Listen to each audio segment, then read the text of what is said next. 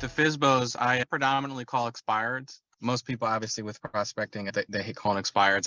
I've gotten used to it, and the only thing that I haven't gotten used to is with FSBOs. I used to call them when I first got started, and I've been really just hitting expireds. And then since joining your program, obviously, you have good analogies, and the way that you put the listing conversation with FSBOs really makes sense. I'm like, all right, I got to get back into this. So I called the other day, and it was just it for people that don't like calling at all.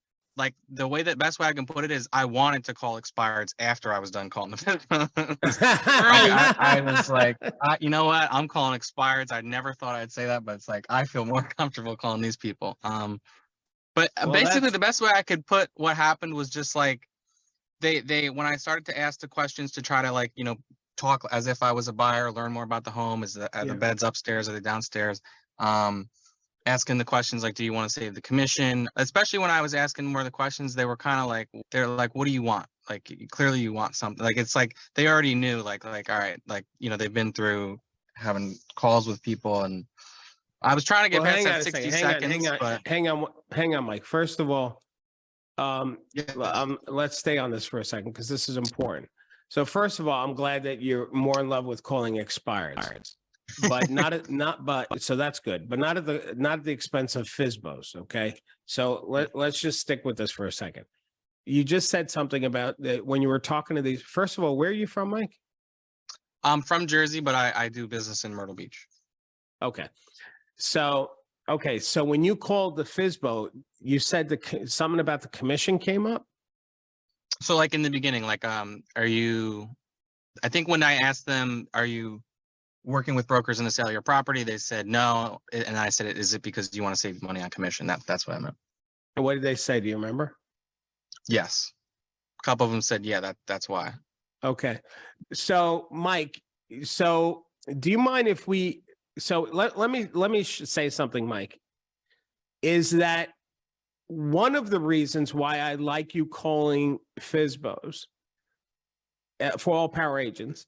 Is because if you can get good or great at that, then everything else after that is a walk in the park. So I'm glad that you said after making those calls to FSBO, like, you know what, I'm just love expireds. That works for me. That's great.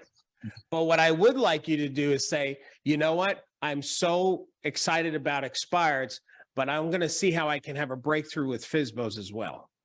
Mm-hmm. Because it's not about, because Mike, this is very important that you hear what I say and that everybody hears it. It's not about the FSBO, it's about you.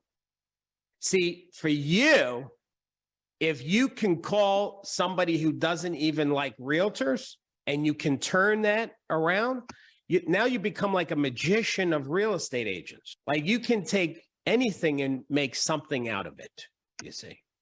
Because you've mastered objection handling, you've mastered the nuances, the emotions. So you do it not for the listing or the appointment, but you do it just to be better at communication. Because 90% of real estate is communication.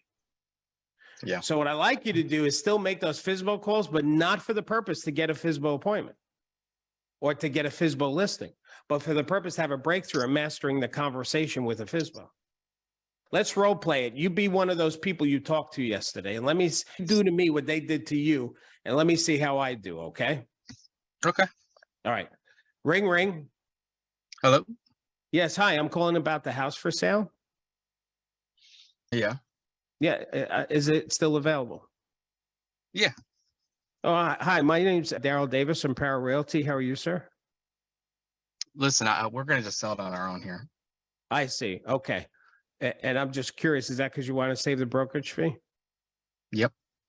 No, I don't blame you. Well, this ad really caught my eye, and as a matter of fact, did you write this ad yourself? Mm-hmm. Well, you did a really good job. I see it says 4 bedrooms and 2 baths. I'm just curious because I didn't notice it in the ad. Was the bedrooms all upstairs or were they partially up and down? Both up and down. Okay, I got it. And I see it's 2 baths and a basement. Now, I'm sorry, sir. Is the basement finished or? Yeah, it's finished. And listen, I appreciate you asking the questions, but we're definitely going to just do it ourselves here. I see. Okay. And now you referenced it was about the money. Let me ask you something, sir. And by the way, I'm sorry. My name's Darryl. What's your name? Mike. Mike, I'm curious. If I had a buyer, so it's really about the commission part. You want to make sure you save the money. If I had a buyer who's willing to pay your price and you wouldn't have to pay a fee out of that, would you sell them the house then? So you're saying that you could bring me a buyer and I wouldn't have to pay you? Well, I see that you're asking $300,000 for the house. So yeah, if I had a buyer who was willing to give you 300,000, maybe even cash, and you wouldn't have to pay a fee out of the 300, so you'd net your 300. Is that something? Would you sell them the house? Yeah, if they were cash, yeah, and they were approved. Right. You don't care. Money is money. Okay, good. Right. So I totally understand. All right. Now the property is it fenced in? Mm-hmm. Okay. So anyway, I'm going to continue asking questions and then I'm going to say, so Mike, let me ask you, would you be offended if I just came by to see what you have and see if I can help you? Yeah, as long as you don't come with the wrong expectations that, I'm gonna sign a listing agreement, then yeah. No. I understand. You were very respectful for me and I appreciate that when you said you're doing this on your own. So thank you for that. Now I just want to see what you have and see where I can help you. So I can come over at 6 or would 7 be better for you? 6 is good. All right. So how did I do, Mike? Good. Well, I think like when I was in the early days of prospecting, especially with expireds, whenever people would give me the no's or very short answers, which is what I was trying to do, I kind of would shut down. So Yeah. I noticed that you never really let that get to you.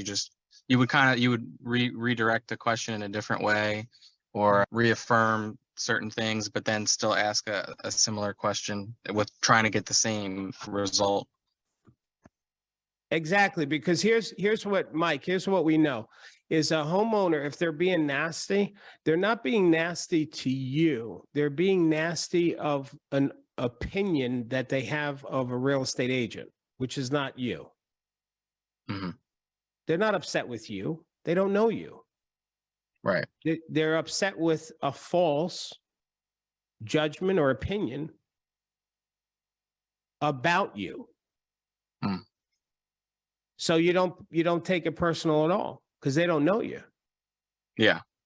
So makes you sense. and you give people, listen, you give them permission to be that way. Because I get it. I get that if their perception was true, geez, I'd be pissed too. So you give them permission to be that way and not take it personal, and you're going to still stay on track because who you're going to be, what you're going to stand in, who you're going to like. It's like I read something in what book was that? Think and Grow Rich. There's a story about Think and Grow Rich. Definitely that.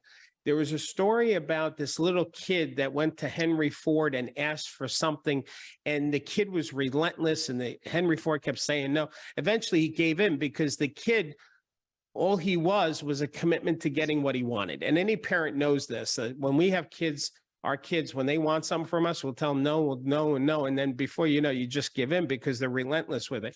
So who we need to be on a FSBO call is a commitment to serving these people and helping them. And we can understand and appreciate their shittiness or upsetness, or because they don't know. They don't know any better. They don't know the truth. What they do know, or what they think is the truth, is what they're angry about, that all we care about is a commission and that they can do this themselves. And why would you pay all this money? And realtors are just glorified chauffeur. Like all of these thoughts that they have, if they were true, they would, we all would react that way, but they don't know the truth. So we're going to be as a commitment to helping these people, and we want to see their house. And if they're letting in these strangers, they don't, I mean, geez, Marie, think about it. These people for crying out loud, we don't know if they can afford the house. These people can be broke and file bankruptcy and have a FICO score of 400, and they're still letting these mama malooks in. Well, why the hell wouldn't they let you in? You're the safest appointment they can friggin' give. And you're licensed by the state to help people. You know more about this than they do. Like a doctor knows more about medicine, an attorney knows more about, you know about real estate. They don't know what you know. So we're gonna push through their garbage and just have a conversation with them. Does that make sense, Mike? You still with me, Mike? I can't hear you. Yeah. Julie, am I still? Yeah. Yeah, it's it does. on. It does. And you know, part of the reason I got, yeah, can you hear me? Yeah, I can hear you now. Go ahead. Can Go I, ahead. can you hear me? Oh, yeah. You know what? You're breaking up. That's what it is. Your signal's going bad. Mike, you there? Yeah, I'm losing you. I was losing you before a little bit. All right, Mike, I'm going to let you go, but I think you got it. I hope that helped you. All right, Julie, did that help, do you think? Yeah. It did. I like the have a tenacity, basically have a tenacity of a 3-year-old asking for an ice cream. Just Have the, there you go. Have the tenacity of a 3-year-old looking for a bar of ice cream. That's good.